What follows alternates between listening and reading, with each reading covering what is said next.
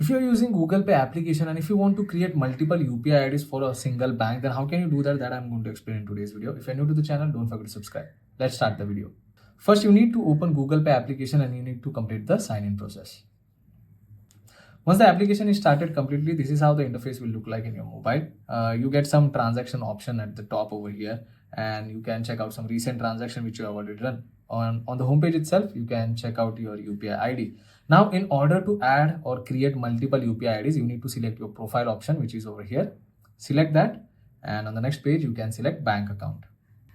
Once you select bank account option, on the next page, you can check out all the banks which you have already added. Now, for example, if I select HDFC Bank, and if I go in manage UPI ID, currently you can see I have created one UPI ID of 3. So if you tap on this arrow over here, this is the particular UPI ID which is active right now. But there are 2 more UPI IDs which I can create for this particular bank. So if you want to create a new UPI ID, all you can do is you have to tap on this plus option. And as soon as you tap on the plus option, it will verify your number and it will start adding the UPI ID. And once it is done, you can see it will show you a message like UPI ID added.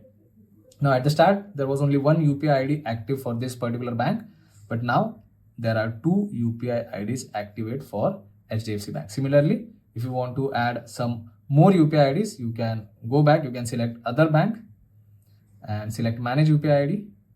And then you have to tap on the plus icon to add or create multiple UPI IDs for that particular bank. So that's pretty much it for today's video, guys. If you find this video informative, don't forget to subscribe. I will see you all in the next one. Thank you.